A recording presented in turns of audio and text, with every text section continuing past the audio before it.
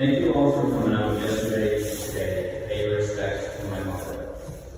My father and my brothers have chosen to honor my mother by sharing with you some of our fondest and most cherished memories. Some of them are memories that we all have in common, and some are personal that each of us have shared separately. Throughout the years, all of us have fond memories of my mother hosting large family gatherings, which she loved so much. Whether it was Thanksgiving, Christmas Eve, Easter, or the large summer cookouts that my parents were known for back when they had a pool. I think she loved those the most. Many of you here went to some, and some of you may have even been thrown into the pool once or twice. You know who you are. She loved to cook for these gatherings and enjoyed making appetizers, desserts, or a formal meal. Again, for some of you here, if she knew you liked something that she made, she would make sure it was there. Whether it was a chocolate cake, Swedish meatballs, shrimp cocktail, her coleslaw, or famous Jello trifle at Christmas. My mother loved playing cards.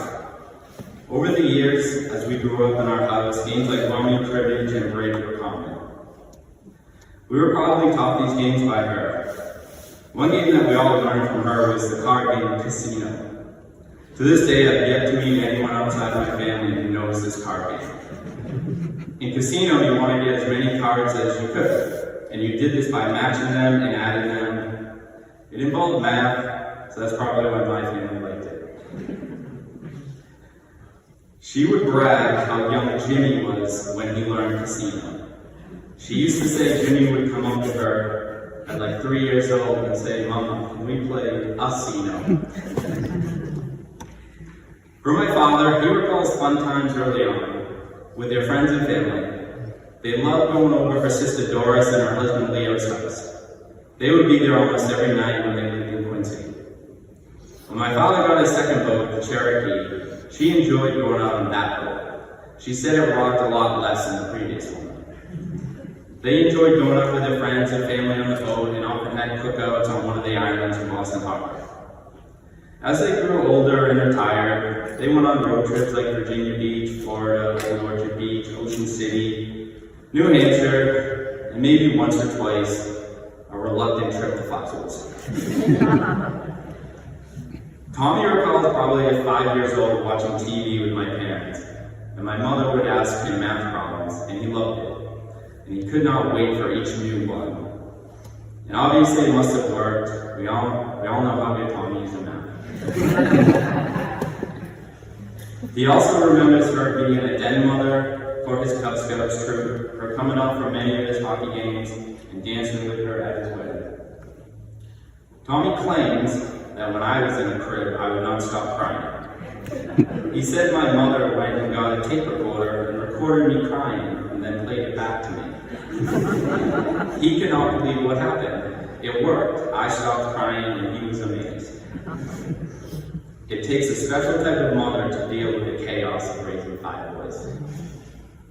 Tom's wife Brenda loved talking with Rose and was so thankful that she made her feel like she was one of her own daughters.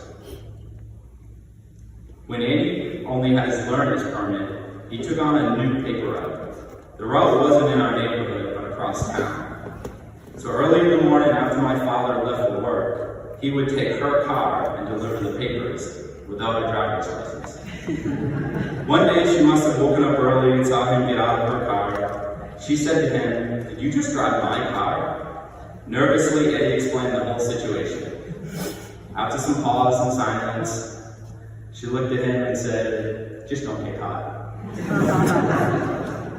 Eddie also remembers she always went to his student conferences. He would sit outside the classroom. When his usually ran longer than others, he was always worried that he was in trouble. But in the end, the door opened and my mother and the teacher were laughing. Everything was fine. Eddie and my mother both loved old movies and loved talking about them. Ed's wife Mary recalls a really long cribbage game she and Rose played. It was not that they were getting bad hands.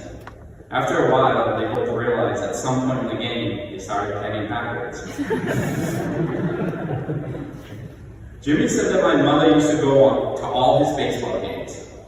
Most were just after she ended work for the day, but she still made them and cheered him on. He loved waking up to the smell of bacon and eggs that she made every Sunday morning. When Jimmy bought his first house, maybe a half mile from my parents' house, he smartly gave her a key and remembered often coming home and having the refrigerator stocked and even a few coupons on the counter in case he wanted to go grocery shopping.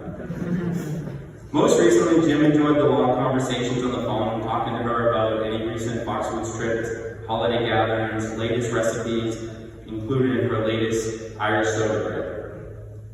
Jim's wife Diane admired Rose when she overcame her fear of flying and got on a plane for a long 7-hour flight to Washington, where he lives.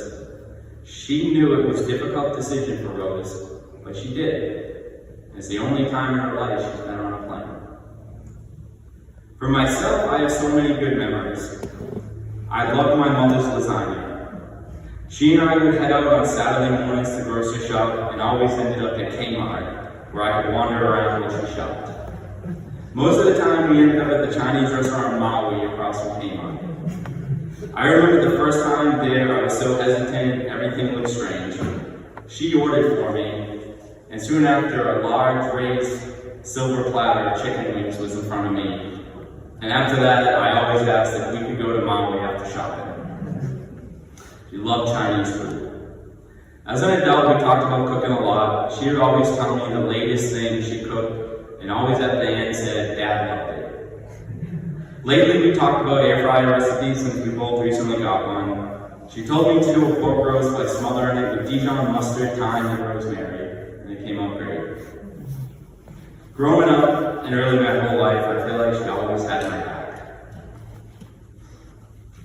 My wife Gail, known to some of you as Andy, always liked that Rose would talk to anyone and the conversations could be with people of all ages and any topic was fair game. Current events, politics, food, family, gossip, and yes, sometimes maybe a little too much info that our daughter-in-law needed to know. My mother had 7 grandchildren and she loved them so much. They each have shared a memory with us today. Rachel remembers Grammy would always be excited to tell her the latest Food Network recipe she tried and how it came out. Shannon loved going over their house and playing outside with Grammy and their dog Napa. Michelle's favorite memory was on Christmas Eve when she saw Grammy's Christmas Village and was so excited to see the new pieces and play with the figurines. Cameron loved going over her house and many times he would convince her to play football with him. She would stand on the porch and he on the grass and they would throw it back and forth. Jamie remembers that every time he visited from Washington, they would always take him to Red Robin for burgers. Casey thinks about the summers and going to Nantasket Beach. They would get to ride the carousel, eat ice cream, and one time she remembers Grammy buying her a shovel and pail to build the sandcastle Aaron liked going over to their house and seeing what muffins or cookies Grammy baked and got a kick out of those old movies that she would talk to him about. These are just a few of our memories. There are so many more that we wish we could share. Most of you in this church know that we lost our brother Mickey almost 40 years ago. She told us often that she would have dreams where he would come to her, and he would say to her after their conversation as he walked away, "Don't worry, Mom, don't worry about me, I'm okay." It's so bittersweet that they're having those conversations together. Rosemary, Rose, Mama, Grammy, Auntie Rose, though, we all love you, and you will be missed by us more than you can know. May she rest in peace.